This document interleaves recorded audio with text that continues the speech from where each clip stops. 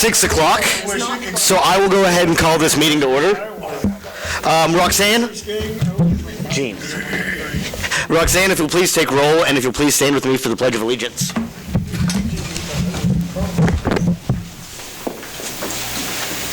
Pledge Allegiance to the flag of the United States of America and to the republic for which it stands, one nation, under God, indivisible, with liberty and justice for all. Has council had time to review the agenda? Make a motion to approve the agenda. Second. Motion has been made and seconded. All those in favor, please show a voting sign. Opposed? Motion passes. Public comments. Persons who wish to address the City Council regarding items on the agenda may do so as that agenda item is called. Persons who wish to address the City Council regarding items not on the agenda and that are under the jurisdiction of the City Council may do so when called upon by the mayor. Comments on personnel matters and matters pending in the court or with other outside tribunals are not permitted. Speakers are limited to 3 minutes. Any presentation is for information only. No action will be taken. Any speakers? Seeing none, we'll move on. Consent agenda. Does council had time to review the consent agenda? Are there questions? I'll make a motion that we approve the consent agenda as set forward. Second. Motion has been made and seconded. All those in favor, please show a voting sign. Opposed? Motion passes. Roundtable, item A. Sid? Yeah, Mr. Mayor and members of council, we have engineers from Burns McDonald here to kind of go over the master plan presentation slides that were in the packet, and I'll turn it over to Ryan Scott with Burns & Mac. Thank you for having me. I appreciate your time this evening. I'm going to go through the water master plan that we completed here at the end of December. We've got a January 2020 date on it. I also have Ms. Rachel Drain with us. We worked on this project together. I'm going to go over some of the water distribution system elements. Rachel's going to discuss one component of the master plan that included a regulatory review. We'll move into that component a little bit later. But the first thing I want to talk about is, what are the elements that are needed to develop a water master plan? And really the first place you start is with water demands. The demand that you want to plan for is your maximum day demand. That happens one day out of the year, but it's the demand that you have to plan for. And that's what you need to size all of your infrastructure for. You have to be able to support that maximum day demand. So coming up with what that number is very important. It's what sets the tone for sizing capital improvements in your distribution system. So that maximum day demand is developed by a number of factors. We look at historical trending. What have water demands been like in Iola over the last 5 years, over the last 10 years? What happened during a dry year in 2012? That was our most recent dry year. We take all of those factors into consideration and make sure that we have full transparency on the history itself as well as the demand that we actually evaluate in your master plan. So this first slide just kind of represents all of those areas that the demand touches on. If we go to the next slide, this is kind of the best representation of, why we ended where we ended with the demands that we evaluated. It shows your history here, and year 2012 was about the most recent dry year in Iola. That is nothing new to not only Iola, but if you look at communities from St. Louis to Chicago to Minnesota all the way down to Oklahoma City, year 2012 was about the most recent dry year that utilities experienced. You can see that escalation within the maximum day demand on that year as well as average day demands throughout that year. So if we look at just your historical trending, you can see that back in 2012 it was close to 2. And you can see the pattern since 2012 has been declining. That can be attributed to a number of factors. It could be contributed to your customers being more conscientious on their water consumption. It could be indicative of wetter seasons. Not as many people are going to be watering their lawns as often, during the wetter season. So there is a downward trend, but nonetheless, for a planning level evaluation, which is what this is, you still want to be conservative. You don't want to be overly conservative or under-conservative with the demand you evaluate, because that could lead you to either oversizing capital improvements or even undersizing capital improvements. So we're looking at all of this historical information in order to figure out what's that right demand that we want to evaluate and base our improvements on. And so we ended up with a maximum day demand of about 2 MGD, and I don't think my eyes were ever that good, but I can't really see what the average day demand. What should be drawn out is that while they are higher, and they should be, than their recent 5-year pass, they're not all that much different, and just a little bit higher than what was experienced in 2012. And I don't want to take, and by any means, ask any questions, that feel free to interrupt me if there are any questions. Even though demands have been descending over the years, you can bet that the maximum day demand in 2012 will hit again. That is a dry year. It's not behind us. It's going to be coming again. So using a max day demand of about 2 MGD is appropriate for this level of evaluation. So, next slide. What does the MGD stand for? Million gallons per day. Okay. So is that 2.04 is your maximum day demand? Is that based on some safety factor, or Yeah, how do you so arrive at that? there's a lot of factors that go into that. We looked at what was your dry year water usage. We looked at the number of meters by customer class. We looked at what that history was, residential meters, and we were looking at projections for that. Commercial meters, and a lot of factors. So the factor of safety that you're referring to is going to be looking at, the non-revenue component of it, the dry year water usage component, and then what you guys are, how many new meters you guys are putting in the ground every year. So it's a combination of all those things that would reflect a factor of safety, if you will. Was there a discrepancy between average day demand and average day sales? That's a good question. So that is, in its most simplest definition in the water industry, what is called non-revenue water. And that difference is the average day demand is based on what is actually physically metered coming out of your water treatment plant. And then your average day sales is output from your customer billing system. Now, there is a theoretical low limit of non-revenue water that you can actually have. Those differences are attributed to leaks in the distribution system, physical losses, anytime that there's a water main break. That contributes to it. But also, the city's 5,700 people that are here right now, which is probably equivalent to around 2,000 or 3,000 meters that you guys have in the ground, a lot of that can be due to metering inaccuracies. Some of those residential meters may have an accuracy tolerance of plus or minus 2 or 3%. So there's always going to be a difference between what's metered at the plant and then what's collectively, summarized from your billing system. So we take that into account as well. So when you look at this, do you also take into account declining population and businesses? I mean, if the maximum was 1.85 in 2012 and that was a dry year, are we still sitting at the same population and the same usage currently to justify still using that as the maximum? That's an excellent question.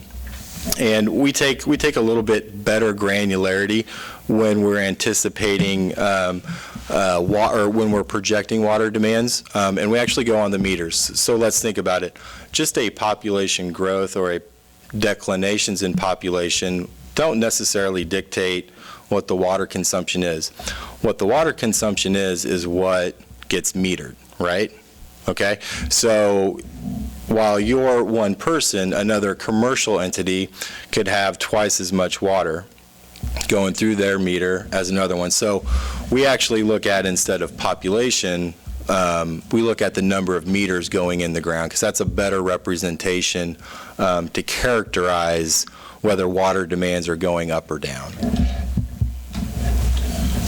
Back on the average day sales, it looks like it was pretty consistently right around 20% margins there.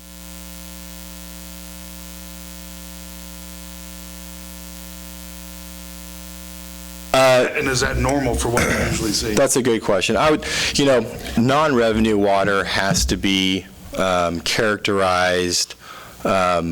It's uniquely defined by one utility. So you can't really compare yourself. There are some benchmarks that you can use to compare yourself with other utilities, but every utility's non-revenue water is unique to their system for a combination of reasons. That's a whole study in science in and of itself. But for a city of your size, based on the definitions that we applied for non-revenue water, 15 to 20% would be, I would say, relatively high. I think a goal would probably be closer to 10 to 15%. Like I said, you'll never get it right on point because we don't live in a vacuum. Technology is not there, nor will it ever be. So if you were anywhere between 10 to 15, I think that's a reasonable goal to try and achieve. It's a matter of understanding what kind of losses do you have in your system. Are they physical losses, or are they due to 400 or 500 inaccurate meters that are under registering for their flow profile? So there's no way really to know unless a leak springs up where we're losing the water at, then is there? There are techniques that can be applied to identify physical leakage in your system. They call that, just for example, one technique is acoustic testing.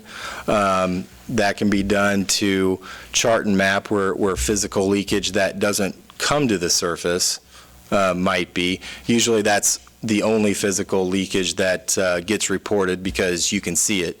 There's also a component of physical leakage that just goes into the ground, right? And it never surfaces.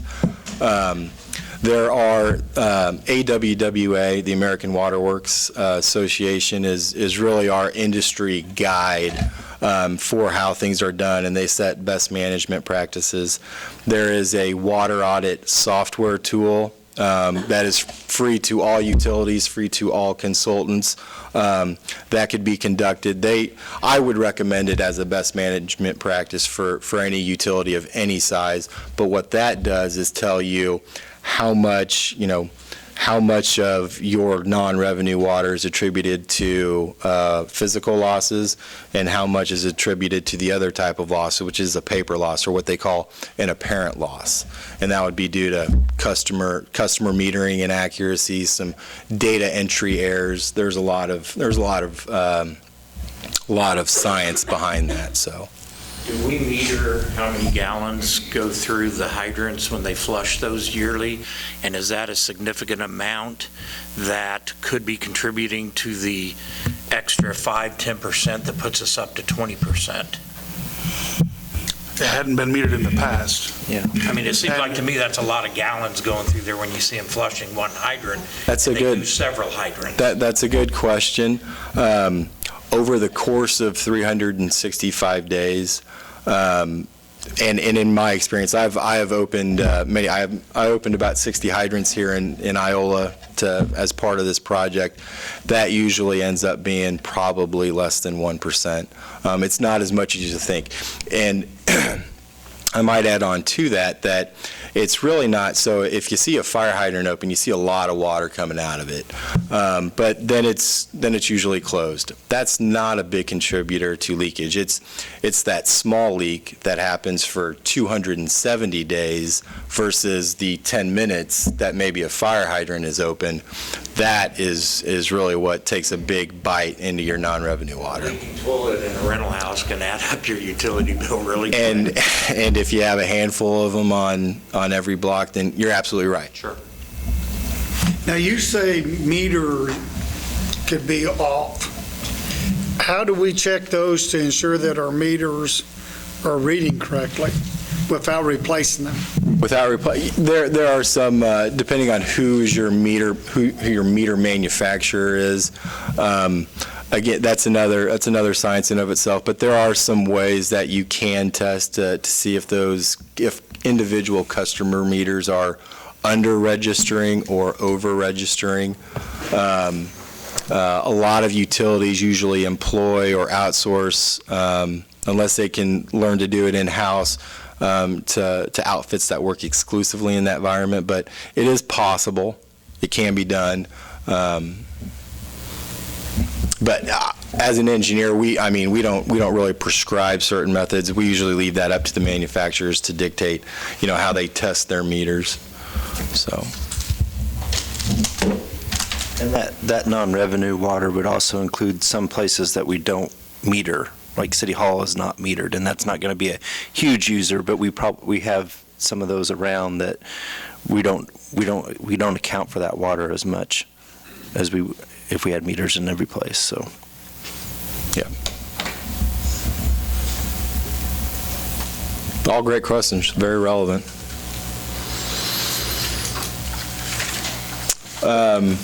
All right, so once we have the demand that we're going to evaluate, it's like, thanks, Ryan, what do we do with it now? Well, what we do with it now is we build a model of your network using a commercially available software. You guys will have a copy of the model. I believe that to be your property as we conclude our project, so you're always going to have access to it.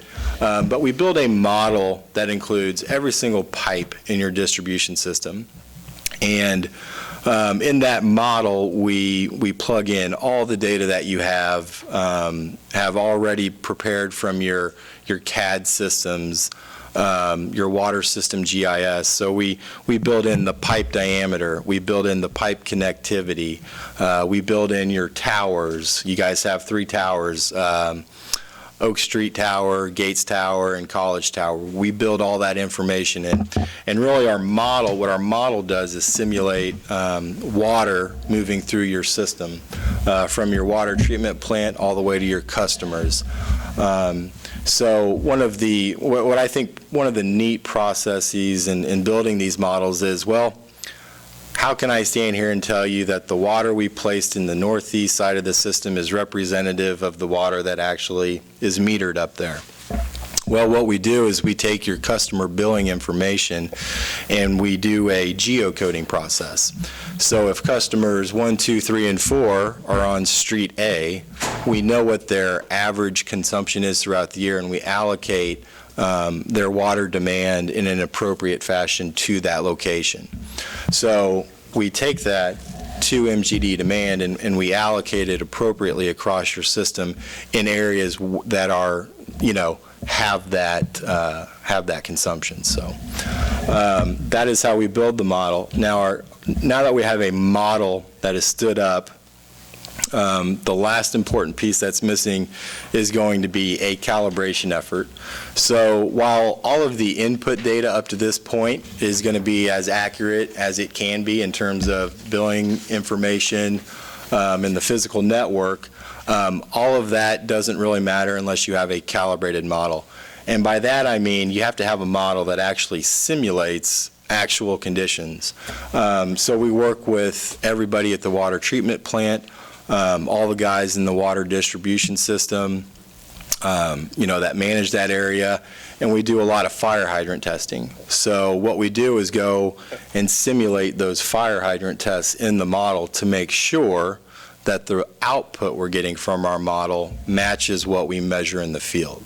So it's a calibration effort of sorts. Think of the calibration status as your confidence in the model. And that proved to be very, very important here in the evaluation within our master plan for a couple of reasons that I'm going to get into. But really, this kind of starts to tell the story. It starts to characterize how your system operates and how it reacts, where you're strong, where some inefficiencies are. We did our first round of testing in August 2018, and if you can't see those figures very well, we did fire hydrant testing spread all the way throughout the city. You know, nothing was off limits. We want to get a good representative sample of how water moves through your system. And you can see from those pictures there that on that top picture, for example, you know, it's a pretty sturdy hydrant. There's a lot of water coming out of that hydrant. It's being fed from 2 different directions. You know, that's a solid hydrant. Now, there's also a handful of hydrants that look like the lower picture where when we try to turn it full open, it doesn't shoot out but, you know, 3 or 4 feet. So of the, we did about 30 hydrant tests in August 2018, went back, performed a model calibration. I wasn't satisfied with the outcome of that. We were simulating actual operating conditions, but I think it needed more detail added to it because, like I said earlier, it represents your confidence in the model. So I can't present a calibration status with a CIP that I don't have confidence in, right? So we went on and talked with Sid and worked with Corey quite a bit, and in May 2019, we did about 30 more tests.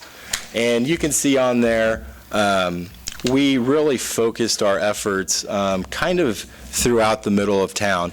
We found that our calibration results around the periphery of the distribution system were spot on, but we were coming up with a lot of inconsistencies in the middle part of town. And that happens for a couple of reasons, and it really shouldn't come as any surprise. It's also one of the oldest parts of Iola, dating back to, the early 1900s. Now, I'm not saying the pipe that's in the ground dates back to the 1900s, but it is the older parts of your system.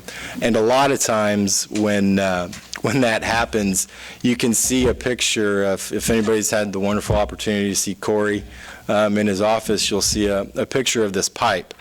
And this is a pipe, was that a 6-inch? That was a 4-inch pipe. So by and large, most of your water mains are 4, 6, and 8-inch, okay? That 4-inch pipe has what we call a lot of tuberculation and buildup in your pipe. So you can see there that while its nominal diameter should be 4 inches, it's only about 2 inches, okay? And that's why I showed that picture again right above of that fire hydrant that wasn't discharging a whole lot. So our second round of field testing really focused on what I thought were problematic areas in the distribution system. We wanted to get a better idea of what does that box really look like. Is it this big or is it this big? So it led us to do considerably more testing and resulted in a calibration status that I have full confidence in. It simulates your system, how it would react under 2 MGD demand. And so from that point forward, we kind of move into our hydraulic analysis. And all that work is probably, the first 65%. It takes a lot of effort to stand up a model, get all of its information, calibrate that model with all the field testing. So now it's like finally we can do something, that we can report and evaluate. And so what we do is we take a look at basically industry standards and how systems should be operating. We look at pressure, we look at pumping, we look at how much storage you have. We also looked at water age in your system, which is a different kind of analysis. But I'll just kind of go through this list here. In terms of high service pumping, you guys have the ability to not only treat 4 MGD, but you also have the ability to pump 4 MGD. So that's, far exceeds the maximum day demand that we evaluated in your model. And with respect to pressure, we'll call tier 1 or what I would say a best practice would be to maintain at least 40 pounds of pressure under all demand conditions. Every municipality has a variety of demand. You have a minimum hour of the day, you have a peak hour of the day, then you have your daily average. So your tier 1 best practices would be to maintain 40 pounds of pressure through all those demand conditions. And you have no problem doing that. There are some high elevation areas that commonly result in lower pressures. But by and large, I think I have on there over about 80% of your system has between 42 and 63 pounds, which is good, which is excellent. With respect to fire flow, you guys have some fire flow improvements that are needed. These fire flow improvements are not uncommon, although I will say that they do mean something.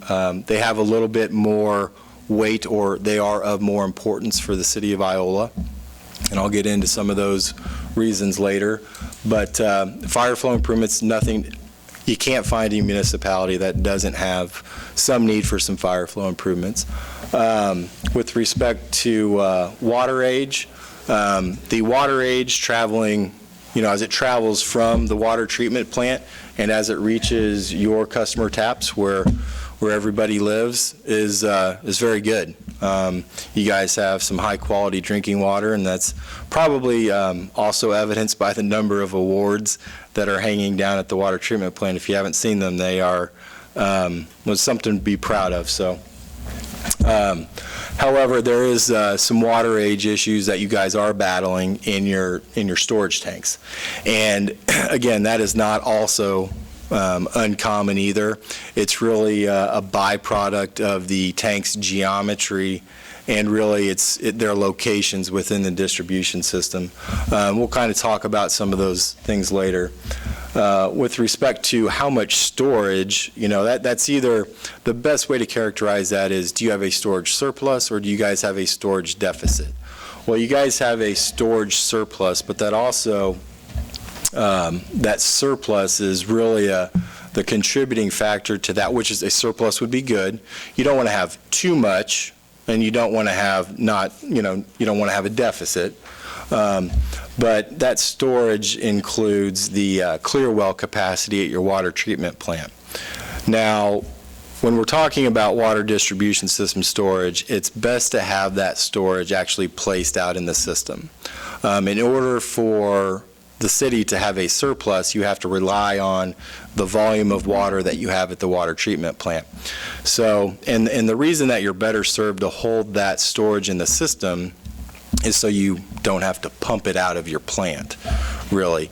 It also gives the operators more flexibility to handle swings in flow if there's any, chemistry issues or whatnot. But nonetheless, you guys do have a surplus when you utilize your storage at the clear well. That's not an uncommon practice either, but I think depending, how and where growth occurs in Iola, where your storage is now in the distribution system could be a limiting factor into, how can you provide, new services in new places.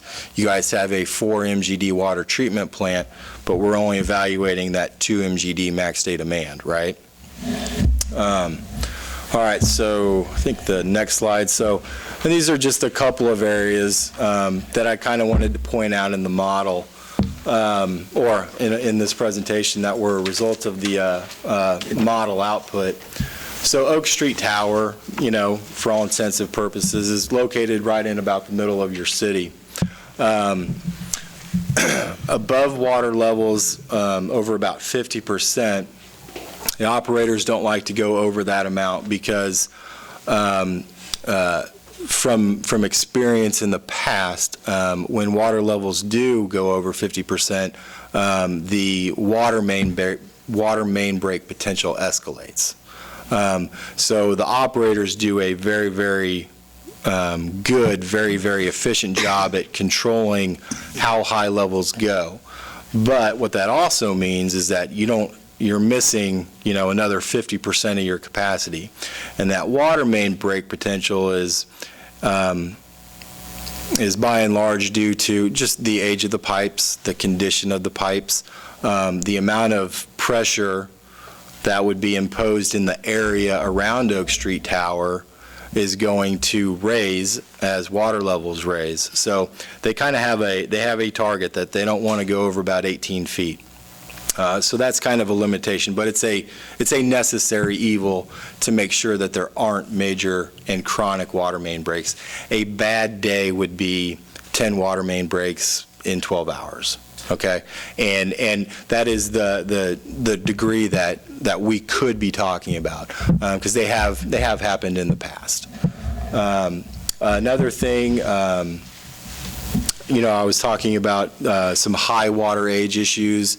Those are more a result of the tank geometry and their location at the college tank and then the Gates tank. Now, I think the easiest way to describe that is both of these tanks are on the opposite ends of your system, right, from north to south. Their geometry is just a standpipe, okay? So it's a cylinder, and water goes in one way and it goes right out the other, okay? And that's through the bottom of the tank. So the treatment plant operators do an excellent job of, there are practices. You want to turn over tank. You want to see that tank level drop throughout the day, and then you want to fill it back up at night. And they do an excellent job of doing that. But what that means with those two particular tanks is that you're really only changing the water in about the bottom half of that tank. So all the water above that, what it leads to is what we call like a thermal stratification. That water just gets older and older, and it never actually reaches a customer. So we've come up with some solutions to mitigate those the high water age in those tanks, and they're called mixing systems. And what they do is they promulgate full mixing within the tank, so that water, the water at the top has the same chemistry as the water at the bottom. That's what you want. Now I'm going to hand it over to Rachel. Like I said, another task that we had was a regulatory review, not an uncommon feature in master planning, but I'll let her speak to that. Thanks, Ryan. Ryan said we had about 10 minutes, so I think we're negative 5 minutes into this, so I'll try to go quickly here on this part.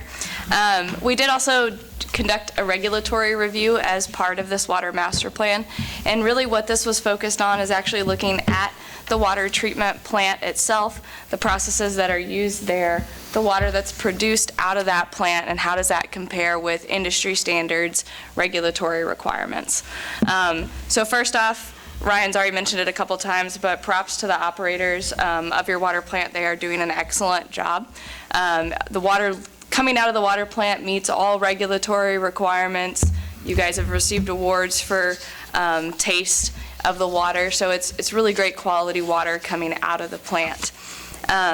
Just wanted to give you a little insight into what we did as part of this regulatory review. So it started with me spending a morning at the plant, walking through the plant with the operators, looking at each of the treatment processes, talking to them about how they operate the plant, what challenges they see with water coming into the plant, what water quality looks like leaving the plant. As part of that, we also looked at 3 years worth of water quality data for the incoming water from the river, and then what's being produced by the plant during that time. And we're really focusing on a number of different water quality parameters, but specifically pH, alkalinity, turbidity, disinfection byproducts, things that factor into the regulatory requirements that drinking water has to meet. And as I mentioned, the key thing I want to leave you with is that the water treatment plant meets all of the regulatory requirements, right? So doing a great job as far as that goes. A couple of the highlights there's really good removal of turbidity through the plant, really good removal of organic carbon, which is one of the things that the regulations focus on quite a bit. And then also low disinfection byproducts, particularly in the form of TTHMs or trihalomethanes and haloacetic acids. So especially having an ozone system at your plant really helps keep those disinfection byproducts low. The couple of items that we did bring to attention, one is mitigation of bromate formation. So bromate is also a disinfection byproduct that's specifically tied to the use of ozone. And really what it comes down to is that there's bromide in the river water, and that bromide will interact with ozone to form bromate. So the plant has to be careful in monitoring that bromide and regulating ozone levels to make sure that that bromate stays below the regulatory requirement. That's something the operators are very aware of. They're monitoring frequently, but it is a challenge that the plant has because the incoming levels of bromide in the river are variable, and so that's something that the plant has to watch. The second thing is really the one that I want to touch on most tonight, and that's finished water stability. And basically, finished water stability just refers to the ability of water to stay the same and keep the same chemistry that it has leaving the plant as it travels through the entire distribution system. So Ryan mentioned, the difference when you get older water in your tank, the water chemistry changing in that tank. That's one of the things we're looking at, but we're also looking at in the pipes, how does the water react from one end of the distribution system to the other. And as part of that, we recommended a few different tests and monitoring in the distribution system to help get a further look at that as the water moves through the distribution system. And city staff are working on doing that. We don't have any results to present from that at this time, but it's something that they're continuing to look into. So if you'll go to the next slide. I just have a couple of quick graphs to just kind of drive home this point a little bit further. So this graph right here is looking at alkalinity in the water, and excuse me. We look at alkalinity, we refer to it as the buffering capacity. So it's the water's ability to resist change, particularly in pH. So if you have a lot of alkalinity, you have a high buffering capacity. If you were to drop an acid in the water, that water isn't really going to change pH. It's going to absorb that change. If you have low alkalinity, then you have a low buffering capacity.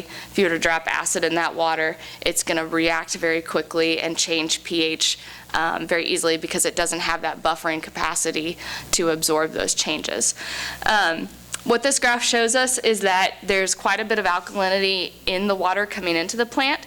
It varies throughout the year, which we would expect to see in a river. You'll get seasonal changes in that alkalinity as you have runoff events or snow events or things like that. But overall, it's a pretty high level of alkalinity coming into the plant. Then through the treatment processes in the plant, specifically coagulation and softening, that alkalinity is lowered, which is normal. But what we did make note of and talked with plant staff about is that the alkalinity leaving the plant, which is the orange dots at the bottom, is slightly lower than the industry recommended level of 60 milligrams per liter. And that 60 milligrams per liter is all based on trying to maintain that finished water stability, have good buffering capacity in the distribution system. So this was one of the things that we brought to staff's attention as something that may be an item to consider moving forward because it plays into how the water reacts in the distribution system. If you go to the next slide, really alkalinity is only part of the story. When we're looking at finished water stability, we're really balancing pH and alkalinity. This curve that's here is called the Baylis curve. It's a very helpful visual for understanding how we balance pH and alkalinity. Alkalinity is on the x-axis of the graph there, and pH is along the vertical axis. And so when you have a certain alkalinity, you can look at what you want your pH to be to maintain a certain finished water stability. Basically, you're trying to stay above the line that's marked with a B there. If you go below that line, then you start having more issues with corrosion in the distribution system, so you can tend to pull metals out of the pipe. We don't want that to happen. If you go too far above the line, then you can tend to deposit a bunch of calcium carbonate buildup on the inside of the pipe. So you want to kind of hit the sweet spot where you're just above that line, but not too far above it. The little square in orange there is where most of the data that we looked at for the 3 years falls into. So what that tells you is that it's just on the right side of that line. The plant is doing a really great job of balancing pH and alkalinity. So even though the alkalinity is low, they're using this setup to balance the pH to get the water into a spot where it has pretty good finished water stability. What the tricky thing is that you can see we're all the way up at the top left part of that curve. That's a less stable part of the curve because you're in that low alkalinity zone where conditions can change very quickly. The key to all of this is that this plays into what Ryan's team found in the distribution system, and what was shown on that picture of the pipe that Corey has on his desk, right, is that over time, when you have changing water quality in the distribution system and instability in the distribution system, you can start to get pipes that clog, pipes that corrode, things like that, right? Now, those pipes having been in the ground for 100 years, who knows if that tuberculation happened within the last 20 years or the 80 years before that, right? It's hard to distinguish. But what this does give the staff is some things to consider moving forward, and some opportunity to look at finished water stability more closely and determine if there's any adjustments that need to be made moving forward. Any questions on that before I turn it back over to Ryan? All right, everybody still awake? Good. Good, there's only like 2 more slides.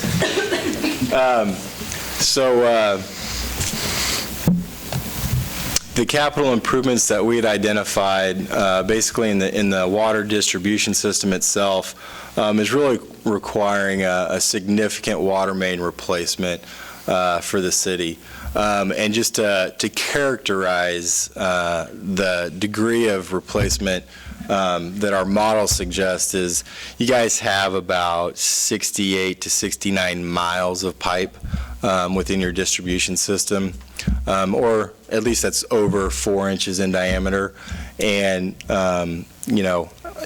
just recall the low fire flow pictures that I sent you. Those are present in a lot of areas of the system. And basically the capital improvements that we identified, they total about anywhere between 17 to 20 miles. So that's about 25 to 30% of your distribution system. And if you guys have, it looks like most everybody has color copies in front of you. If you look at, I believe it's the pipes in red, those are what we have characterized as fire flow improvements. Like I said, every utility has fire flow improvements, but it's those pipes that carry a little different gravity here in the city of Iola.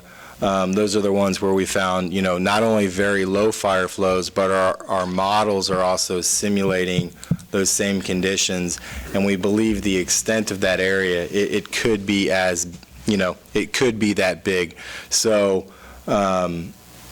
it could be as much as that, it could be as small, it could be 90% of that. You don't know until you actually start going through and systematically testing every single fire hydrant to really truly know what the scale is. But like I said, I have confidence in my model, so we will be close with whatever does get replaced will be very representative of what we simulated and what we think should be replaced. We have also come up with some mixing solutions for the city.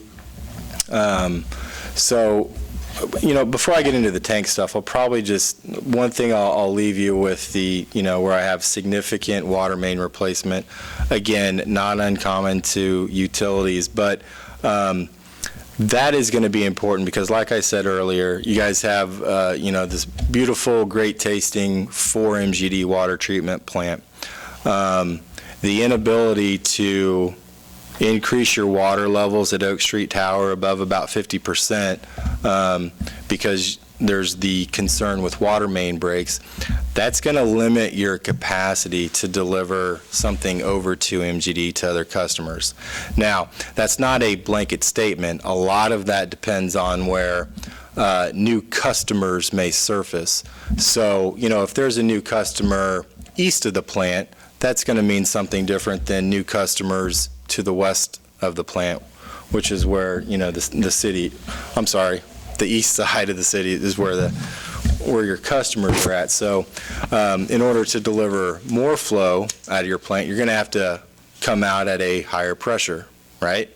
And that's where, a lot of these older pipes that we think we've identified as low fire flow are going to limit your ability to distribute more water to new customers, if they ever arise in the future. But again, I would say that a lot of that is conditional, depends on where those customers at and what they actually need. But nonetheless, there are some major water main replacements that we're recommending. So in the meantime, to address, some of the high water age issues, like I said, we've recommended some what we call passive mixing systems. There's also active mixing systems that can be retrofitted, and they are commonplace in the industry for standpipes like you guys have at Gates Tower and College Tower. So. And then the last slide that we have is really just kind of a summary of the CIPs we identified. The total could range anywhere between $12.5 million to $17.5 million based on, what we believe, could be the full gamut of pipe replacement. The lion's share of that is in water main replacement. And there are some water quality. We do break it down into water quality, some water main break mitigation, CIPs, but by and large, most of them there are represented by the fire flow improvements and the small mains improvements. So that was the kind of the conclusion of our master plan. It ends up with CIPs to address. So we've given Sid and Corey and their staff a prioritization for some of these capital improvements, and we'll be issuing our final report shortly. So,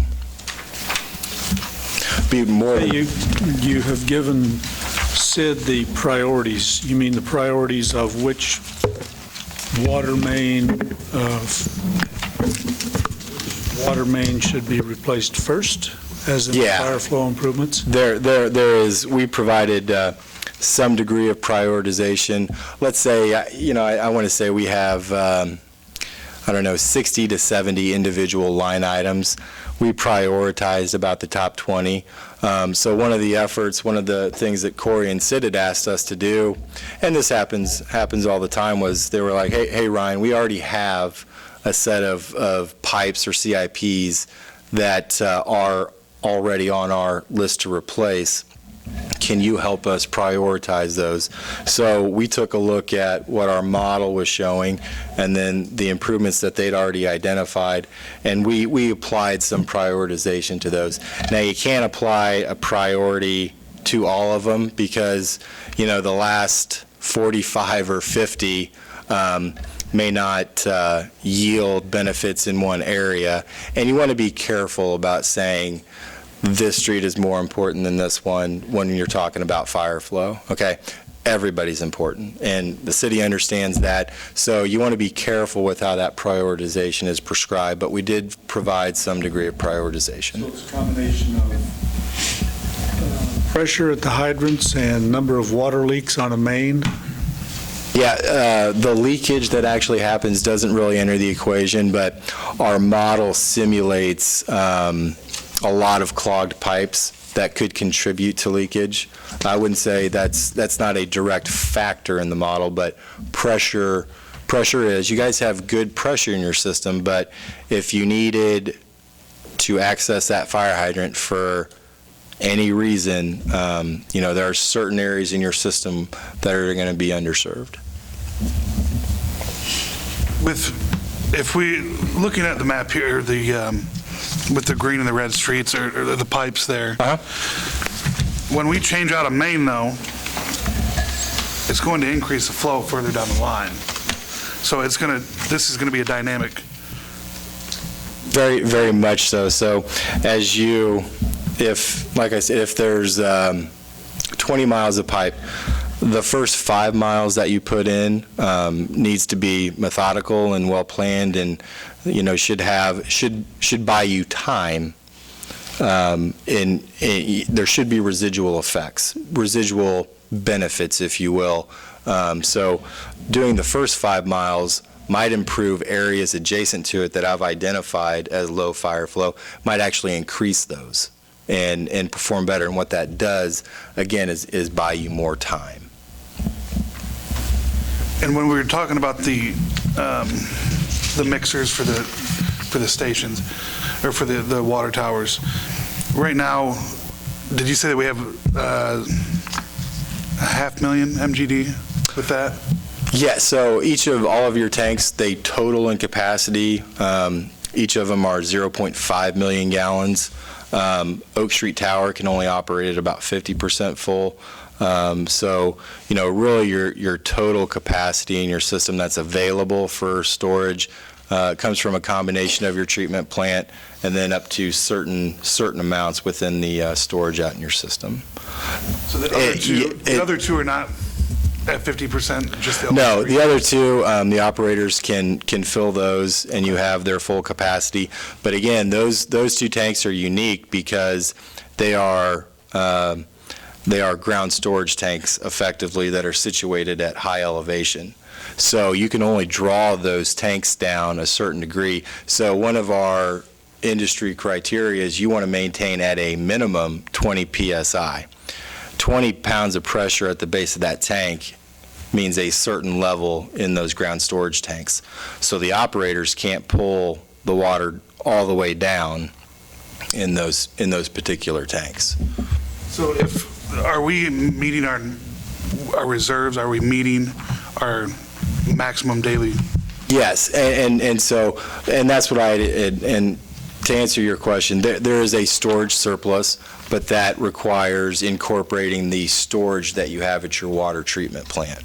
So only if we were to meet the 4 MGD, if we increase customers, right, now we have to add. That's a different scenario. Yes, Okay. absolutely. Make sure that And one issue is, if we're counting that water that's at the treatment plant, if we get in a situation where we have to turn off the treatment plant, that water is no good to us because we can't pump it out. So then we end up potentially with a shortage in the system because we have water sitting at the treatment plant that we can't pump to the system. So that's kind of where I think part of that concern is. I think you talked a little bit about that, is the big picture is potentially modifying how our storage is set up. But before we could even do that, we have to address all this linear pipe in the ground so that we can then support those changes to the elevated storage. Yeah. The ground storage tanks that you guys have at at College and Gates, let's put it this way. They serve their purpose for a certain time for a different distribution system. Okay, the makeup of your system, while you guys may not see it over the decades, but it has changed. Okay, new pipes are put in, new customers come in, older customers leave. But I think long term, and this is in our report, I think what you guys would be better served by is not relying on storage at the treatment plant and probably holding all of your storage in elevated storage, probably in 2 locations. And I say 2 because you want redundancy. Every asset you have needs maintenance, right? So you have to have the capacity to take one out of service while you can do maintenance on it, while keeping the other one in service and keeping everything happy. So again, that is very conditional, but there's a lot of infrastructure that needs to be put in place before you can even start thinking about, number one, where should it go, how big should it be, and how many should we have? So not counting the water treatment plant, are we looking at a surplus still, or are we at a deficit for water reserves? You would be in a deficit. Okay. And so the criteria to include that storage at the treatment plant isn't just a volume of water. There's much more detail to it. You have to have emergency power to operate your plant so you can treat the water and fill the clear well. And then you have to have emergency power to operate the pumps, right? So you have to have all, and you guys do. So that's awesome. You need to maintain that level of service in order to keep relying on that storage right there. How much of a deficit is that? I don't know what that number is, but we could get that prepared if you like. Yeah, you've got. But it is- you've but sent it us is some a- of that, but I don't have that. Yeah, it is that a deficit. report with us. Council have any other questions? Thank Seeing you none, for your you- information. I have one, well, for Sid, this shows we got between 12.5 to 17.5 million. We had a study done by Burns and McDonald back in August for our wastewater, that was over 3 million. We've got another study being done by them from October for the Highway 54 project, which is going to be 8 to 10. This is going to be around 30 million. How do we pay for it? Well, I think, first off, you need to understand that you're talking about three different funding sources primarily for those different projects. So ideally, I mean, we don't know the full makeup of what we're going to do with Highway 54, but the bulk of that money that would be used to help pay for that project like that is going to come from our capital projects fund, which is Fund 96. Then we've set up CIP funds, capital improvement plan funds in for each utility. And so in wastewater, we've been setting aside some money to cover costs for CIP type projects in there. And we remember if you're at budget time, we've actually incorporated the first, I think it was 4 years of those CIP projects that were recommended by Burns and McDonald. We've already incorporated that into our CIP budget, so to speak. Now, that's meaning that we have to make sure that we're maintaining the transfer rate that we've set up and all that kind of stuff, but we've kind of got that plugged into the system. The one caveat on that is we don't know if we have to go to a mechanical plant for wastewater. I think that number was $12 to $16 million. We have not got the funding mechanism for that in place, because we would need to probably look at starting to increase those wastewater rates in anticipation that we may have to go there, and we'll still have to bond a project like that out for the wastewater.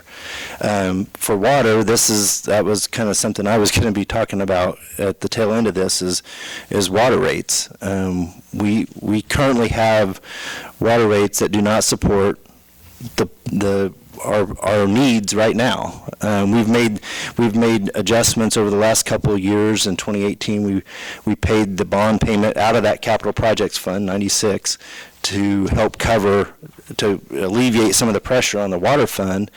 But the idea was we were going to pay that fund back, and we don't have the rates set up to do that in the water utility. Last year and this year, we do not plan to have any transfer to the general fund from the water fund.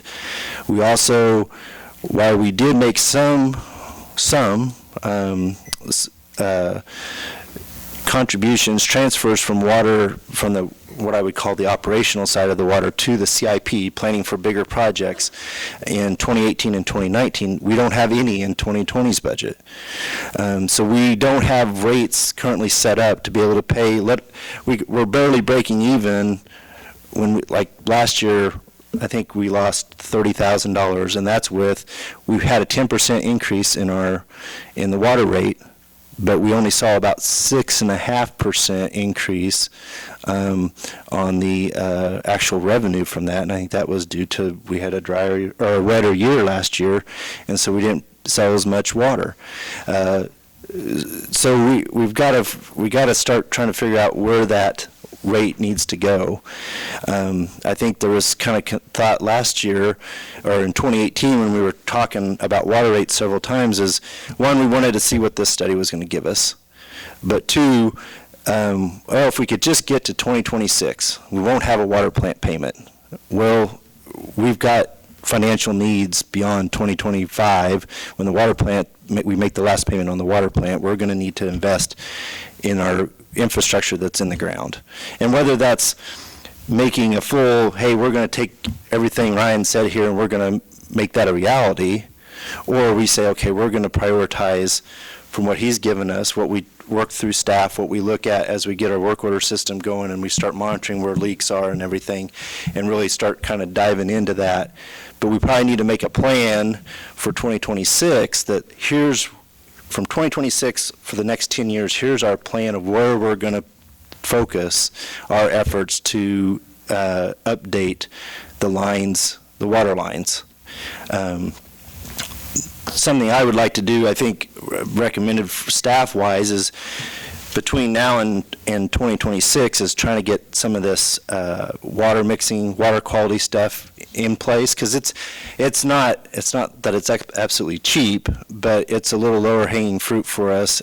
And if we work on setting our rate right, I think we can incorporate that type of those type of projects to get that done. So then 2025, we make our last water plant payment. 2026, we're starting to work on the lines. And whether that's bigger projects that we do internally, or we say, hey, we're going to do a $5 million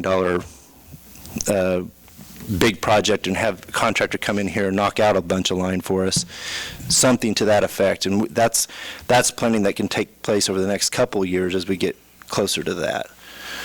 Why would we add the mixing tanks before we do the mains when we can't fill the towers up?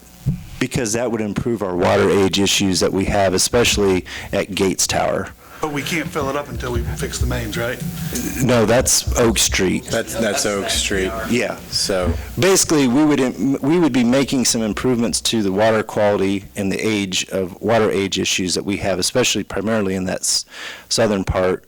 We battle that almost on a yearly basis by making some of these improvements.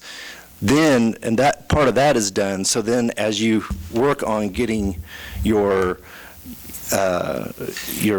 lines in place over the next 10 years after that, then at some point you can maybe look and say, okay, now we're going to get rid of those two standpipes and we're going to put another elevated tank in, and then you have your storage issues handled. But you've got to do the pipe work first to get to that storage. But the other is to improve the water quality as you're doing that.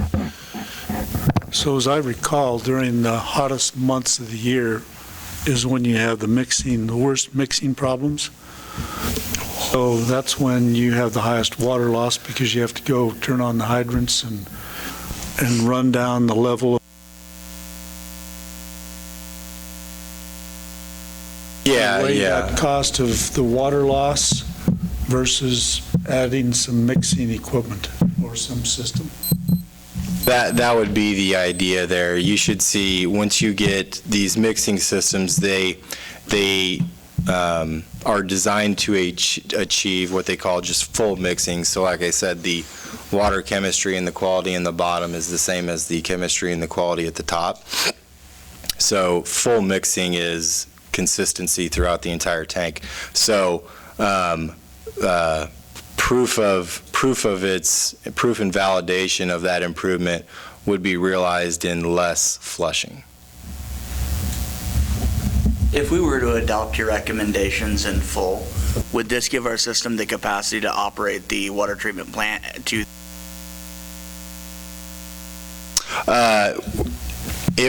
So that's an excellent question.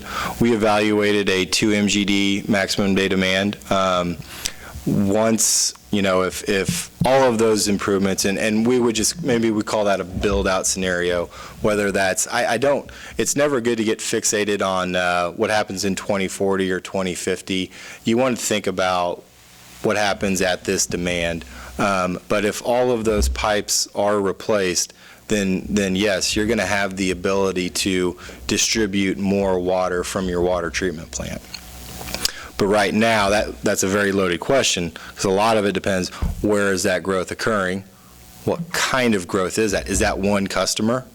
Because it may be that you find one customer that needs 1 MGD, but he's out over here, so you just need to pump it to a big ground storage tank and then repump it again. There's a lot of factors that go into saying, yes, to answer your question, yes, but that doesn't mean that there aren't other conditions at play. Donna. Real quick, are there any other questions by council? Donna. Okay, don't go too far.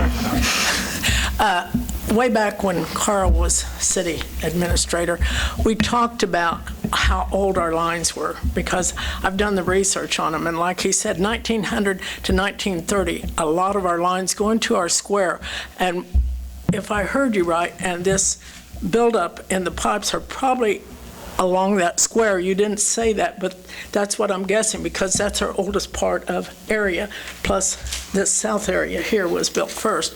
And I keep thinking, if we didn't have the water pressure to take care of that square, it could happen. Could it happen what happened on our block, which is North Washington? Would it knock out the whole block because they're latched together? Yeah, so yeah, you have a connected water main network. So what happens on one street could be representative of one block over. Now we did about, like I said, 60 different fire hydrant tests, and the last 30 we focused on that middle part of the area. Now we don't have the time or the resources to do it. I would love to do every single one of them, but we have to work within our budget. So our model kind of predicts what happens on the next block over based on what happened right here. So the case could be true. The case may not be true, because we've done fire hydrant testing on one block, and it's been at well over 1,000 gallons per minute, but then we could go 1 or 2 blocks over and it could be significantly less. So. Thank you. Thank you, guys. Just real quick, water rates, and working to do something with this master plan that we have developed. What's the guidance? When I think about water rates, is we should have it set so that we can cover our anticipated expenses, which includes our bond payment. Philosophically, we have historically had a transfer to the general fund. Do we want something like that, or do we want to just put that off? That's out of the question. What level do we want to fund capital improvement projects? All those are going to determine what kind of water rate we need. So I guess I'm looking for some guidance on that from councils. What is your perspective on that? Do we want to include a transfer to the general fund? What level of work on the CIP or the proposed projects that Burns McDonald's have done do we want to try to fund? I mean, I realize that we can't just say we're going to do $17 million worth of work by 2030. That's not what I'm looking for, but what's the take here? My preference would be to make another proposal to raise water rates so that the Water Enterprise Fund contributes to the general fund at the same rate as gas or wastewater or electric. So if you don't have enough money in the water fund to even contribute to the general fund, then you probably don't have enough money in the budget to have that little bit of extra for capital projects each year. Because I think over the last 10 years, there's been several years where we didn't have enough excess in the water fund to even fund the cost of the water, the pipe itself, when the water department would go out and replace the mains. And that's the least expensive way to get mains replaced, is to have the in-house crews do it during the summertime. And if you don't have enough money to do that, you're probably not going to have enough money to have the tower project. So I think the key is raising the water rates. Wouldn't have to be a whole lot, but I mean, I think we need to bring a little more solvency into the water fund. I think it's time to look at some more scenarios to see what we can do, and that's what we did the last time. We looked at those scenarios with water rates and tried to raise those rates in the fairest way, the easiest way possible for customers, so that it was, over time. So I just think it's time that we look at some of those different scenarios and consider some of the, what we need to do Yeah, it seems like, to raise it. Long story short, we're selling water for less than it takes to produce Correct. it. I mean, that's the long and short of it, is that we can't fund the infrastructure at the price that it's at. So are you going to look at wastewater, raising the rates on it also to cover the CIP project? Because by 2024, we're going to be almost $700,000 behind according to the 2020 budget. Well, that's something that's going to have to be considered based on the projects that we have laid out there.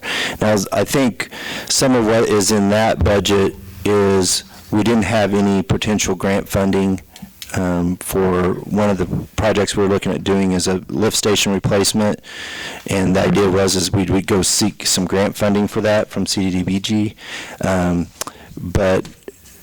that's not a guarantee, but that may be something that's a project that we kind of keep in the queue and if once we get the grant funding, we know we can go for it.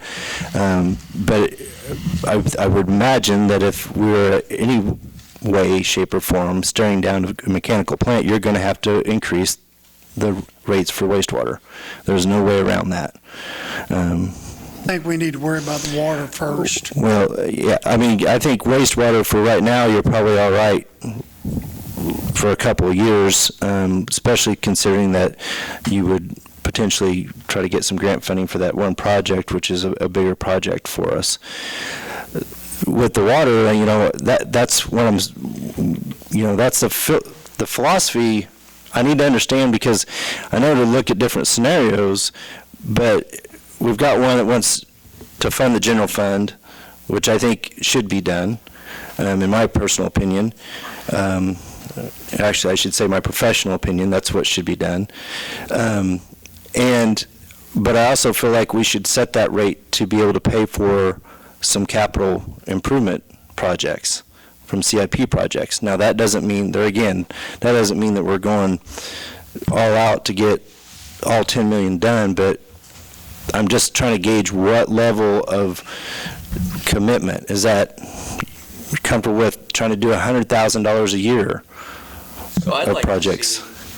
I'd like to see options. I mean, it sounds like the water utility issue has kind of been a ball that just kind of keeps getting kicked down the road. And I'd like to see maybe a long-term sustainable solution to the idea of bringing it up to solvency, it contributing to the general fund, and contributing to its own maintenance over time. I mean, living dollar to dollar, the city moving the utilities that way. I mean, we're one disaster away from having to completely reevaluate the entire system. So I'd like to see it brought up to pace where we can plan for not only 2 years down the road, but 5 and 10 years down the road as far as utility rates.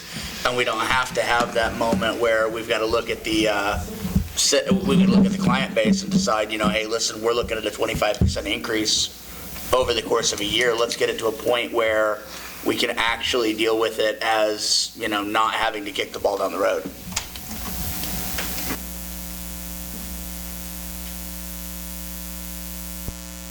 Anyone else? Probably not as popular, but do we need to look at a flat, perhaps meter increase for water so that it guarantee covers it? Because we can't forecast the cells. What a rate increase does is, fortunately, those who are on fixed budgets, they can always turn the spigot off quicker, and then we're just back here with the same problem. We could look at a rate that has a little higher meter charge versus, and so maybe there's an adjustment to the actual usage, but that's a smaller adjustment than what we have. That is something that the idea is that those meter charges or service charges try to work to cover more of your fixed costs, because those are costs that you're going to have whether you sell 100 or 100,000 gallons of water. And it's a little hyperbole there, but you're going to have, so we could look at a rate that, yeah, but I guess from my standpoint, what we could do initially is look at a revenue requirement put together some models like I was doing before and put that we were making these investments. And then once we have that, hey, this is what we think our revenue needs to be, then we can back into that with a rate that would allow us to get to that revenue requirement. Does that sound workable? I would go with that. Okay. Item A, yeah? Rick? If we can go back just 1 second, I want to be clear, though, that, we're talking about these water rates and increasing them. I wasn't even planning on talking about water rates tonight. We were only supposed to do the presentation on this. And now we get the study, and we don't even have the study. We just have the presentation of it. And we have to make a decision on it tonight of the direction that we're planning on going. We had the employee study done. We made nothing done with that. And we talked about it last week, or last meeting, about, well, there's a position that came open, we may want to look at doing away with that. Now it gets put on the consent agenda, that we'll look at it later on. But it's And on then the we agenda have- to be looked It's on at. the agenda right now for the item E. Item E under new business sorry. is Okay. the question that you asked last time. Okay. And then next meeting, we have a group of citizens that are coming to us. They're going to ask us essentially to pay on IOUs to this council. I just want to think about that while we go through this. Item A, rec building.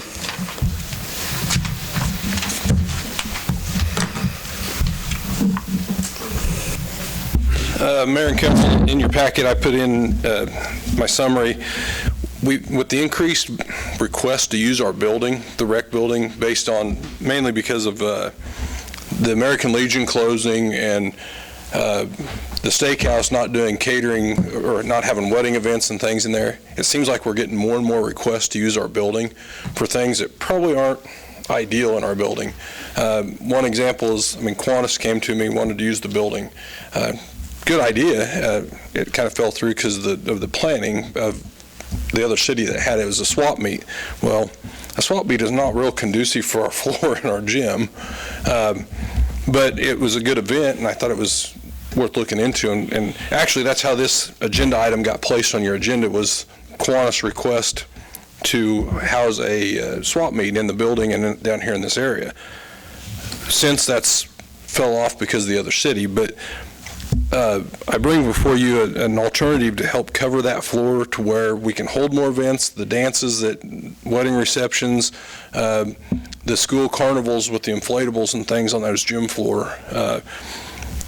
We were well under budget as far as the insurance proceeds go by doing a lot of the in-house work ourselves, or doing a lot of the work cleaning up and painting and stuff in-house. Also, the alternative floor that we put in there with the flooding events that we have cut that cost back as well considerably. I'd like to, I guess, get your guys' thoughts on purchasing their carpet squares, essentially, just like what the college. Yeah, and that's actually what I'm trying to get. I wish I would have had the quotes today. I've got quotes, but I don't feel like I'm comparing apples to apples right now, mainly because I haven't got samples to see what they look like. It's going to range around $16,000 for this material. They're about a 3-foot wide by 6-foot, 7-foot long piece of carpet. I can speak from watching them put it down at the college. You've probably seen when they've gone in there, it doesn't take long for them Right. to put They told me that about stuff 3 down. hours roughly out at the college. And I think it's a good alternative to be able to use our building. It's actually going to fit right down in the, where the floor sets down, and there's a trim or a transition piece to the epoxy. We went and borrowed one from the college and set in there, and I think it'll work pretty good to help protect that floor for future events and open up the building a little bit more for potential uses like that swap meet. And I know we've got a wedding reception planned in there or rented here in a couple weeks, just to protect our investment more than anything. And honestly, if the rec building isn't there in 5 years, we can take that floor covering somewhere else and use it. But I guess I'd like for your guys' approval to go out and finish the quote process and follow our purchasing policy, and use some of the remainder of the insurance money to cover that cost. Where will we store it at? We've got room in the one of the, it's not an old locker room, but on the south side of the building where the roll-up door is at, we'll have the power plant build us carts because the carts were ungodly high. They were like $500 to $700 depending on which vendor you looked at. And I thought, we can build carts at the power plant with heavy wheels on it. The thought is the college actually has them on carts stored in their maintenance building, and they roll them out. They pick them up with pallet forks on a tractor, carry it around to the gym. That's essentially what we would have to do because they wouldn't fit through the doorways. But we put it in that south garage, go pick it up and take it around to the west side and roll it in the roll-up door and start laying it down. The upside to that, I think it will also create some alternatives that we can use them in the little theater for acoustics. If you have an event or have something in there, we can lay them down in there to help in there as well. I guess. How much are we renting that for? Do you know what the rental fee? It's higher than the regular community buildings, but I can't. $150, I believe. Right. And we would want to build something into our rental policy that basically says if you damage one of the floor tiles, you're going to have to pay for it. They're about $50 a piece, depending on the quantity you buy. So, questions, concerns? I'd say have them, if they want to use it with if they need to use the flooring that we're going to buy, increase the rental price. We talked about doing that. And I mean, because there's some time that it would take for us to put it down, and I'm not against if Kiwanis wants to use it and they want to volunteer to come help put the floor down, maybe that's something that we don't have to charge, but in most cases, we're going to be putting it down. Right. How long does it take, Nancy, out there at the college, or how many men? 2 guys is what. Yeah, it's usually just a couple of the maintenance people. Yeah, Doug told me it was 2 guys, and it works pretty slick. They've got a system, I think, now, and I'm sure we'll work those bugs out as we go through it, but it will, I think, increase our use and definitely protect that floor. But I'm basically asking you guys for approval to spend some of that excess insurance money within our purchasing guidelines. I shouldn't have to bring it back to you because it's going to be well within. I don't think I'll have to bid it out. What was the approximate amount? $16,000 to $17,000, Carl, depending on how many tiles I've got to get. I haven't narrowed that down either because our floor's a different width than the floor carpet, and we'll have to cut those down and make them fit. But I guess my only question would be the tiles that we're buying, in the event of another flood, they're not going to be damaged by the water. No, well, we would take, and I've had that discussion with Jason. That would be one of the first things. If we start having flooding issues down here, it's going to get moved to City Hall or to the warehouse, somewhere out of harm's way, and bring it back after the building's cleaned up. But yeah, it's all movable, so it's not, unless it sneaks up on us, it shouldn't be an issue. Nick? According to the figures you have in here, there's what, 116,000 left over? Now, I do have a couple other projects that will fall into this money as well. We've got some roof repairs on the little theater and over the bathroom that we're working on now, as well as some HVAC units inside. We've got some, I call them baseboard heaters, but they're up on the ceiling, and we've had some issues with them. Of course, they were put in, 15 years ago, so they're old. They need to be replaced. Those are 2 projects, and I also want to see if we can't get a contractor in here to power wash it and paint that building, because it's starting to need a facelift. I didn't follow real close the last flood that ruined this floor, but I followed it enough to know that, do we use the building? Do we put a floor down? We finally came up with the decision, and I don't want to be asking what may have already been looked at, but when we had this last flood, I'm going to call them more low-level flooding, did this enter through the walk-in doors or the roll-up doors in the back? Took care of some of that with the epoxy. It doesn't come in the roll-up doors, ironically enough. It comes up between the concrete joints over in the southwest corner of the gym. We have some issues in the little, Ground seepage. yeah, I don't know how it does it. I mean, now granted, in October, it came in the doors, we were having all kinds of issues, but that event that you're talking about, it really wasn't that bad. I didn't know if they ever looked at, is there by chance any type of a company that installs a bump-up frame that comes up out of the ground and a little gate that goes on that could prevent some of the low-level flooding? The problem is that if it's going to fill up around, I mean, if you build the retaining wall and we can't pump it out, there's nowhere to go with the water. I've always toyed with that idea of, the city of Ottawa's got their big gates, the floodgates up there. Why can't we build that around the rec building to where we have the water coming in the glass doors? But unfortunately, if it's coming up out around it, you really can't get it pumped out of the inside of the wall either. So I think with the improvements we made, Steve, with the epoxy floor and the gym floor now, it really limits the damage that we're going to have. We also did some electrical improvements as far as moving some of those controls up for the sewer pump to the second floor rather than being in the basement. There was just some things that we did differently that hopefully will safeguard us down the road. But we're dealing with a building in a bowl. So I'll make a motion to authorize staff to move forward with quotes and purchasing the ProShield floor tile. There's a motion and a second. All those in favor, please show a voting sign. Opposed? Motion passes. Item B, unsafe structure at 308 North First Street. And I've got to open that public hearing, no, we already did those, didn't we? We're setting a public hearing, okay. It's that time of year where I come to the council to start the next stage of the process on condemning properties and demoing them this year. I've identified 4 structures in town that I bring to the council for consideration. The first one is 308 North First. I'm not going to go through everything we would in the hearing, but just a couple items. The utilities have been off at this house since 2009.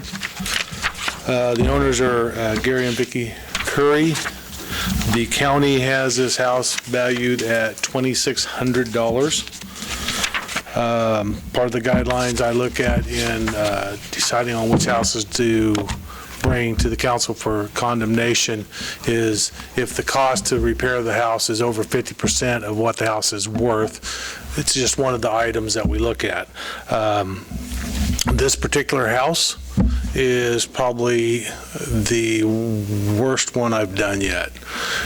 If you drive by it, it doesn't look that bad, and that's what I did. I drove by it. There's no alley behind this house. If you get out and take a look at this house, the back entrance room is completely deteriorated, fallen in on itself. The next room in, there's no floor. What would be the dining room, the floor has completely collapsed inward. So looks can be deceiving because honestly I would have never, the only reason I even took a look at this house because a citizen asked me why I hadn't looked at it. So I bring this one to the council. Again, tonight all I'm asking that the council passes the resolution, and the resolution just sets the hearing for March 9th. So Make a motion to approve resolution 2020-02 for 308 North First and a public hearing on March 9th, 2020 at 6 p.m. based on section 8-501 of the Unified Development Code. Second. There's a motion and a second.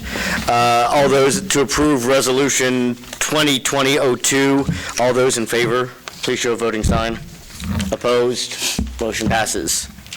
The second one I bring before the council tonight is 315 North First, just up the block and on the opposite side. Has not had utilities on since 2011. Owner is Rick Kroll. The county has this property valued at $870. It's just an older house. It's probably got I think this one also has 4 layers of shingles on the roof. So $870 wouldn't even cover the cost of the shingles, let alone the labor to strip it all down. So I come to the council tonight asking you to pass Resolution 2020-03, setting the hearing for that one also for March 9th. I'll make a motion to approve Resolution 2020-03 for 315 North First, setting a public hearing on March 9th, 2020 at 6 PM based on Section 8-501 of the Unified Development Code. Motion in the second is to approve Resolution 2020-03. All those in favor, please show a voting sign. Opposed, motion passes.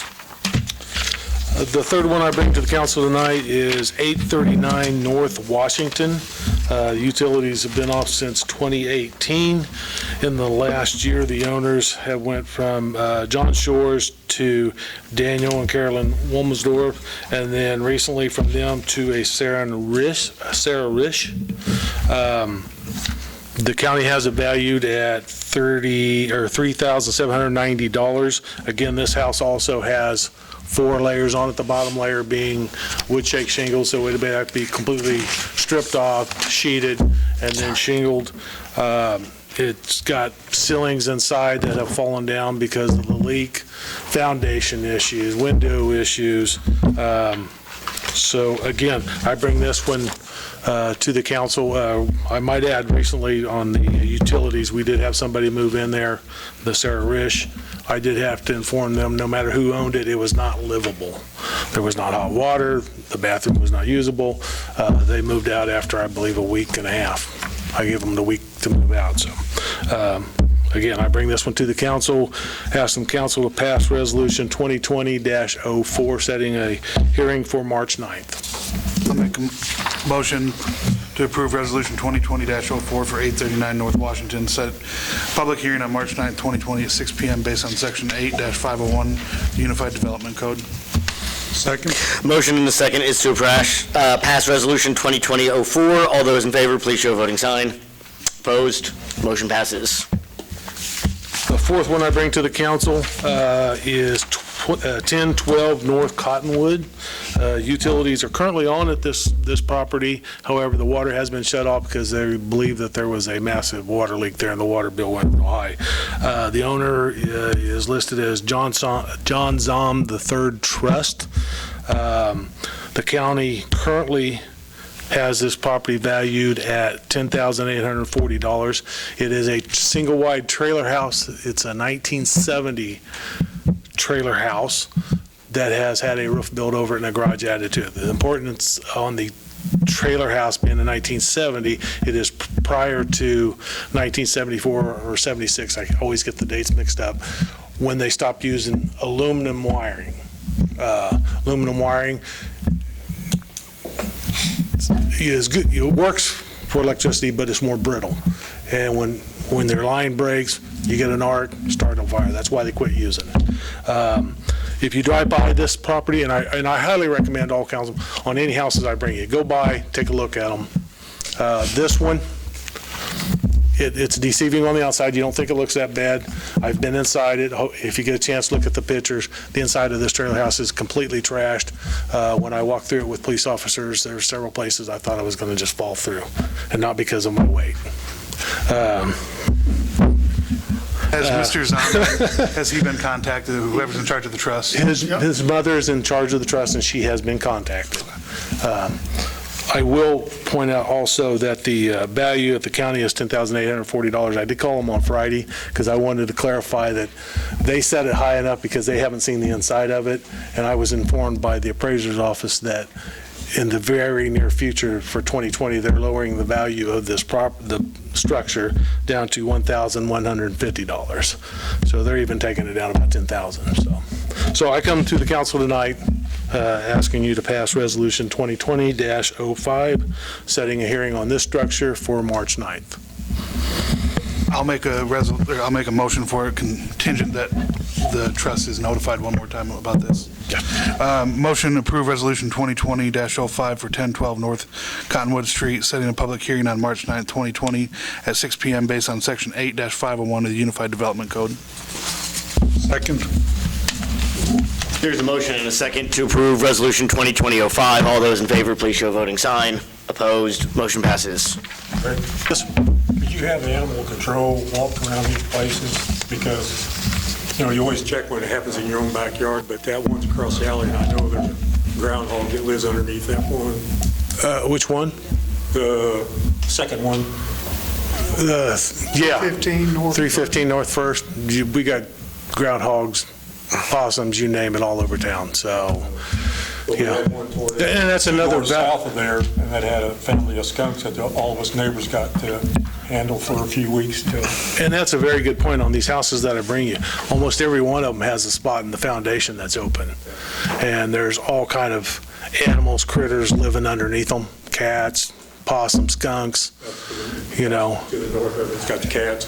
Gary, the groundhog, keeps the feelings on. Sad part is, you're not going to get rid of them until you get rid of their home. Yeah. So, thank you. Item C, letter of agreement. Yes, Mr. Mayor, members of council, when the city of Iola entered the agreement to provide countywide EMS, Allen County leased the facility at 412 North State Street to the city.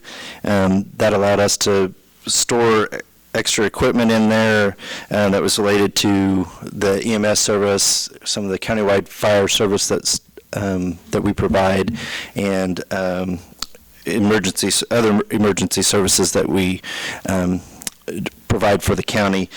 The lease was intended to run congruent with the EMS agreement. The EMS agreement was updated in October of 2014, and it kind of reset the 5-year time window for that agreement. This lease agreement never reset, so it technically it expired at the end of 2019. I've been in conversation with county representatives, and we've worked out this letter of agreement just to kind of state that the lease for 412 North State Street kind of corresponds and will be done on a year-to-year basis and correspond with the EMS agreement.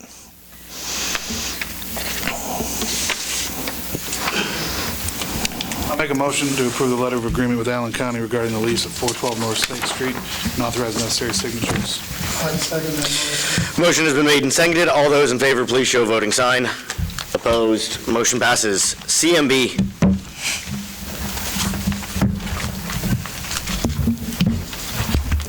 Basically, the council approved a CMB in December for Jumpstart. However, they have been sold, so we need to approve it so that Pete's can sell alcohol there, the He's CMB. just buying up everything. He owns everything but Casey's now in town. I'd make a motion that we approve the CMB. Second. All those in favor, please show voting sign. Opposed, motion passes. Item E, discussion. Yes, Mr. Mayor, members of council, as we kind of had a question raised about a position being open and whether we should fill it at the last meeting, and so we put this on the agenda tonight to have that discussion. As positions become open, it has been a common practice to review the position and position needs prior to just automatically allowing the department to refill the position. Typically, that's a meeting is held with the city administrator, human resources manager, and the hiring supervisor to meet and discuss the position. And we talk about things about, are there different ways that we can do that work? Is it absolutely needed? Is there, what are some potential alternatives? And then that is a conversation that we have always, and then we weigh other items. Just real quick, leading up to the completion of the WSU study, open positions were discussed more than once during that time, and it is my recollection that those conversations ended up with kind of 4 main things. By the personnel policy, staffing decisions were left to the city administrator at that time. Council did not wish to implement a hiring freeze. Staffing decisions would be delayed until the study was completed, which it's now completed, and council was not looking to eliminate jobs currently filled, and wanted to do things through attrition, and didn't really want to reshuffle people around to fill empty positions if we thought this position should be the one that we eliminate. So for the case in question, The decision to pursue filling the vacancy was not just based on the discussion of the position's need.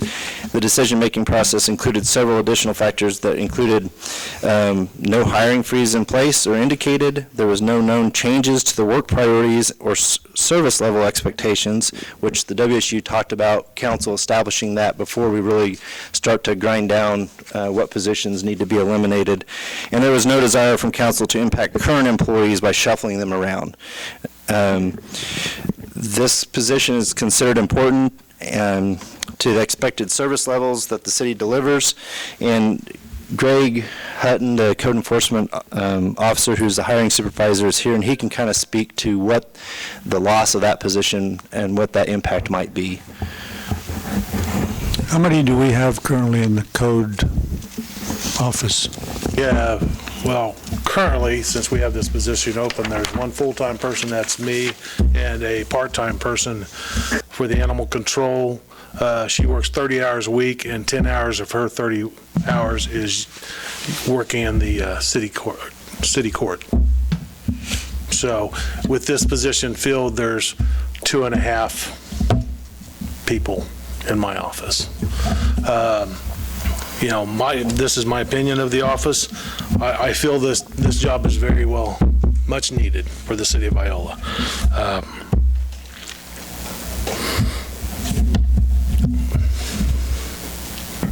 I have a lot of pride in my town.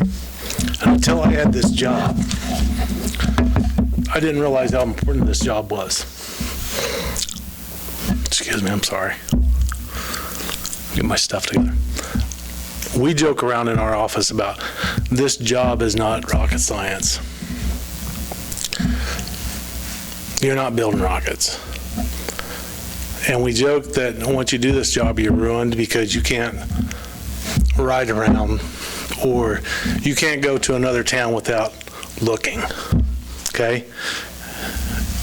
I can't drive through, and I'm not picking on any other town, but I go in another town, I go down the road, code violation, code violation, code violation, code violation. Drives my wife crazy. If we don't have this position, our town is going to get trashier. It's going to look worse. One of the first trainings that I went to was on CIP. I think Carl made me go to it. I didn't want to go, by the way, Carl. And one of the things I took from that, not that I remember anything else on getting grants, was they made a very big point that when towns apply for grants, they go into the town and they look at the town.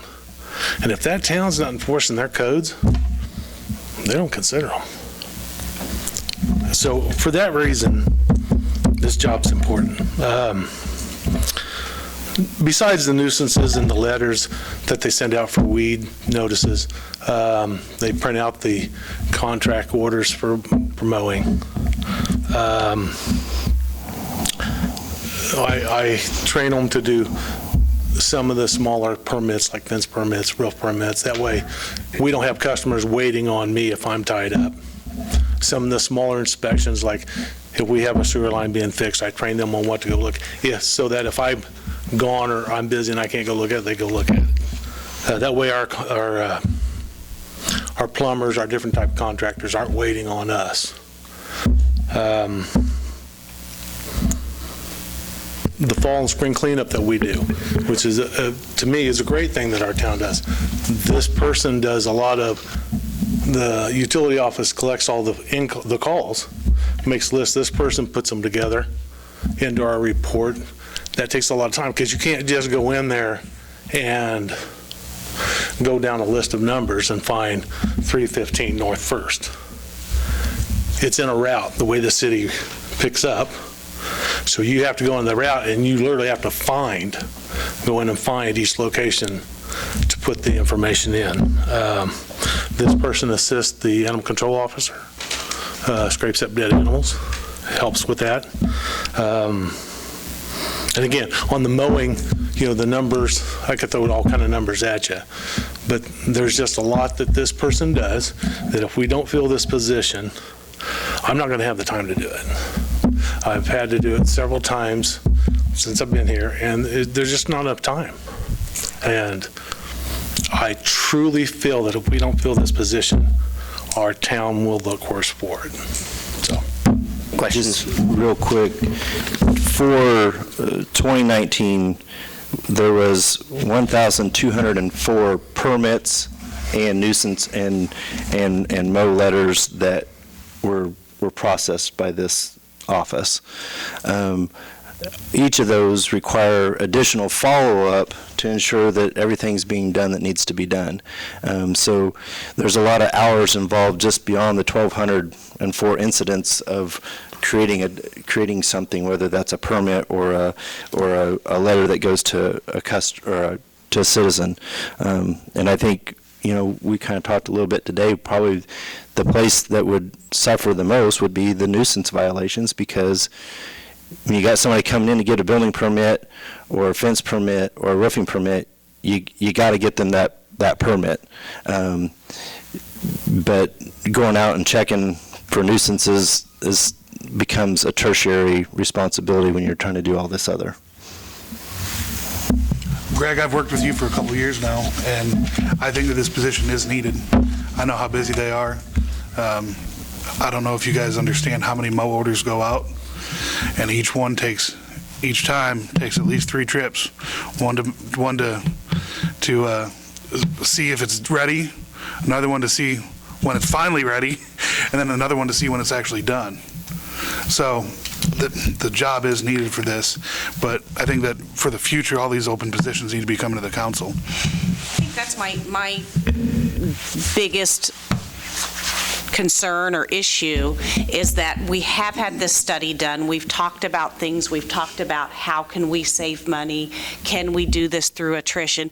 The only way we as a council know is if, okay, now there's a vacancy, so let's talk about that vacancy. Let's validate, is this really a necessary position?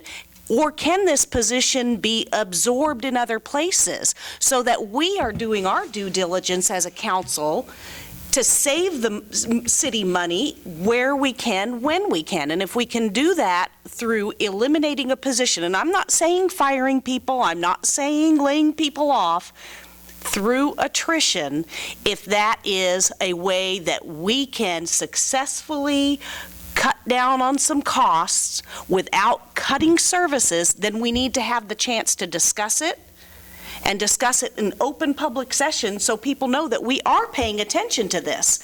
And, no, we're not just filling positions just to fill positions because they've come open, and we talk about cutting. So we just need to bring it to the table to have this discussion in open session so everybody knows the importance. So everybody hears what's going on. I would like to interject there. Just, that is, council's responsibility should be setting those priorities and that service level, and then setting the budgetary levels.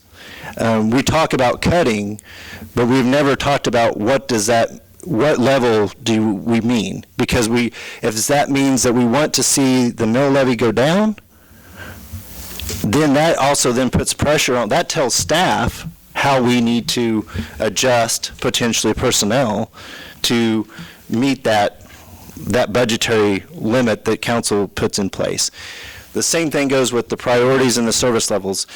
You tell us what if the priority is not to worry about nuisances, then we can easily say, you know what, we think that's something that council says that's not a priority, we'll eliminate that when it comes open the next time. But I think it's also taking that study and really diving into it. Well, and I think that's where council needs to set the priorities. I think what we need to do is probably set levels. I think what we need to do then is we've got the new council, we're on second meeting for the new council, and I think what we need to do is probably have that discussion in strategic planning.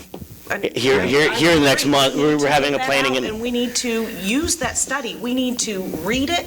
We need to take a look at it. But I think we have implemented some of that, because the wage review for the electric distribution was mentioned in that study, and they also mentioned other wages, and we're looking at wages across the board. I think we're going down a little bit of a rabbit hole here. Right. I mean, the order of the day is this one position, and I think that, from what it sounds like, that the council's reached at least some sort of a decision on it. John, I would like to make a statement. At the last meeting, I was guilty just as everybody else was. We seen a position open. All of us on this council agreed that that position should not be filled at the time. I think before, we all said that we need to look further about this position being filled and all that. I think before we make any rash decision like that again, and I was guilty of it too, we all need to see, like Greg said, this is what this position entails. I don't know what all of the positions within the city, what their responsibilities are and what they do. But what I'm saying, before we jump the gun again, let's make sure that we look at it a little more in depth before we all, say, yeah, or yeah, let's look at really eliminating this and this. We need to make sure that it's for the betterment of the city and not just, to me, some damn study. That's all I had to say. Thank you, Gene. Can I go ahead and get a motion to fill this position? Do you need that, or you just need council's? Is there ever a vote to hold it? No. I mean, but is council fine to, do I have an agreement here? Yeah, I think the motion was set up so that if council wanted to formally say, we're not going to hire this position, Right. they could do that. Okay. Otherwise, this has been a staff decision to do it, and that's how we'll proceed. That's fine. Thank you. Executive session, how long do you need on this one? Probably 30 minutes. How many? 30. Okay, use tipping on. All right, somebody give it to me. I'll give you 10 minutes and that's it. I make a motion, we go into executive session for 20 minutes. Thank you. That'll work. I'll second. Who all is going to be included in that, please? Mayor, city council, city Yeah, administrator. follow that, read that whole spiel there. That's per, That Johnson telling us? yeah. I think, Move the city council recess into executive session for 20 minutes pursuant to personnel matters of non-elected personnel. The purpose of the executive session is to discuss an individual employee's employment and shall include the mayor, council, city administrator, assistant city administrator, and human resources manager. Regular meetings shall reconvene in the city council chamber at 8:12. 8:12. A second. Motion's made. Back. Yeah, I'm back on. Council and administrator reports. Mark? Nothing. I don't have anything. I have nothing. I pass. Donna, thank you. Donna, thank you for staying. That's right there. Sid? I just wanted to make a note too. I think some of you had already looked at those condemnation reports. I shared a folder with you through Google, so you can look at those all electronically. If you have trouble seeing it or getting to it, let me know and we'll get you into it. The other thing is strategic planning. I mean, we talked about it a little earlier. We've done that typically in mid-March. Do we want to do it in mid-March? You set a date right now? We can set a date. Don't do it over spring break. You could set the date, but I won't say yes or no till I look at calendars. Well, let's talk some proposed dates, and then we can firm it up next time. What does the first week in March look like? Second, third, fourth? Cold. I may be in California. Maybe. Yeah. So the second, Monday, Tuesday. Well, I mean, I was looking at that week. So Monday the 2nd, Tuesday the 3rd, Wednesday the 4th. Now, Monday, Wednesday would be cool. Monday sounds good to me. March 2nd. Yeah. can we tentatively and then confirm this? Second. confirm this next time, March 2nd? And then we'll have the hard confirmation. That'd be That way you fine. can check the calendar. Everyone can check their firm calendars at work and all it that up stuff. the next time. 6 to We ain't got a midnight. council meeting, do Do we? you want to do second? No, Do we want- because that would be the second. So, probably, One time do we want to do 6 till it's done. 6 to 10? Yeah. 6 to 8. That would be great. Well, and I think, But this meeting lasted longer than that, and I have a strange feeling. that's something one thing I've thought about for this year was using a Google form to kind of try to narrow down the conversation. But I guess I would need a little guidance on where to start with the Google form so we know what things we want to kind of look at and prioritize going into that night. So, I don't know, kind of put your thinking hats on what you might. Could you make a mini proposal the preceding council meeting, so we would have time to think about topics you think we ought to consider? Yeah, I think we could do that. I mean, just like a brief one-pager or something, say, here's the topics that we probably ought to consider at a strategic planning.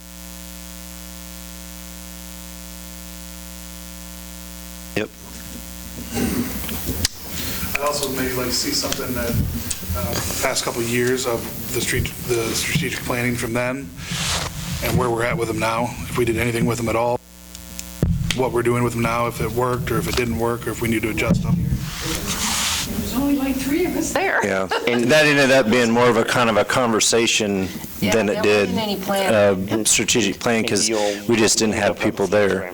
That's why it's important that when we set the date that everybody comes, so that as you move through the year, everybody knows what was established as priorities. What else you got for us tonight? That's it. Gene? Make the motion that we adjourn for the night. Second it? Motion's been made and seconded. All those in favor? Opposed? Motion passes.